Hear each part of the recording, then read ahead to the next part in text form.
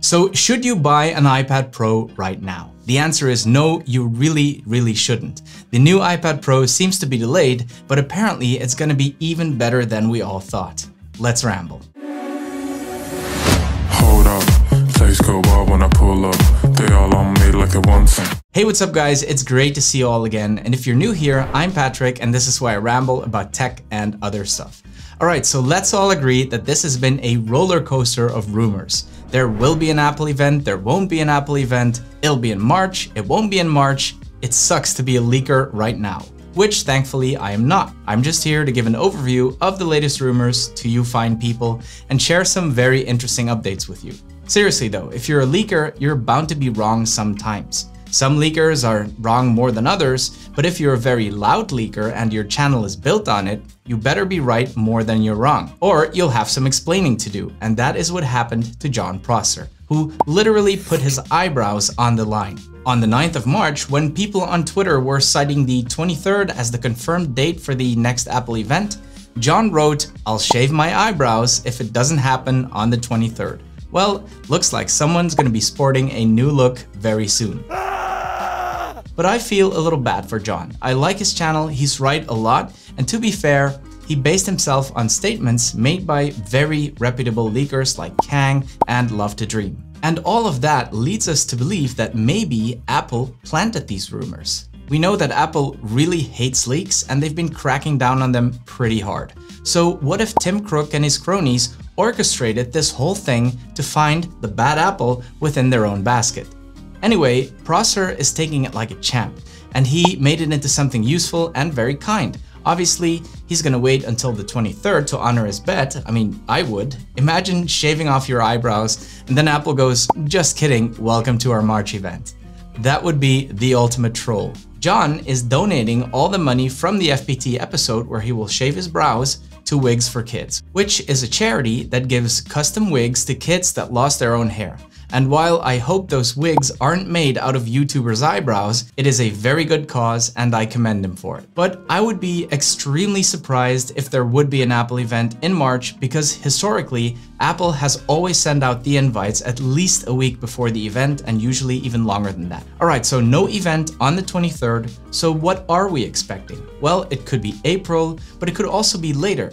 There have been rumors of delays in the AirPods, delays in the AirTags, but let's focus on what we came here for, which is the iPad Pro.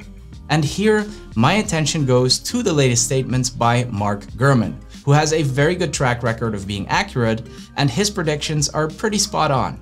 And a couple of days ago, on the 17th, Gurman tweeted this: "New iPad Pros with M1 caliber chips, which is the A14X, better cameras, Thunderbolt port, and the updated screen at least on the 12.9-inch version." And in his Bloomberg article, he writes that the new iPads could be announced as early as April. As early, which means that they could be announced even later. And to me, it doesn't seem that unreasonable because maybe Apple wants to announce the new iPads alongside iOS 15. But let's go back to the features for a little bit. So we already knew that the 12.9-inch version would get a mini LED display, and that rumor still stands. There will be upgraded cameras. Personally, I don't really care that much. I don't use my iPad to take pictures, but someone in the comments told me, yeah, well, I use my iPad to take pictures of the slides during my lectures. So I would benefit from a better camera, and that makes a lot of sense.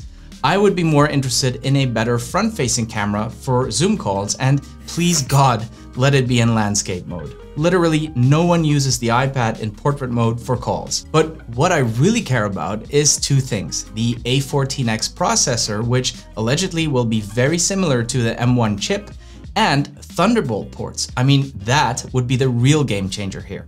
In my previous rumor video about the iPad Pro, I made a case for why I think the iPad Pro might be replacing laptops in the near future. If you're interested in that, click the card up here, or even better, wait till the end of the video, I'll link it there again. But basically, what I was trying to say is, if we get a processor similar to the M1 chip, and if we finally get Pro apps on the iPad, it could replace the Mac computers.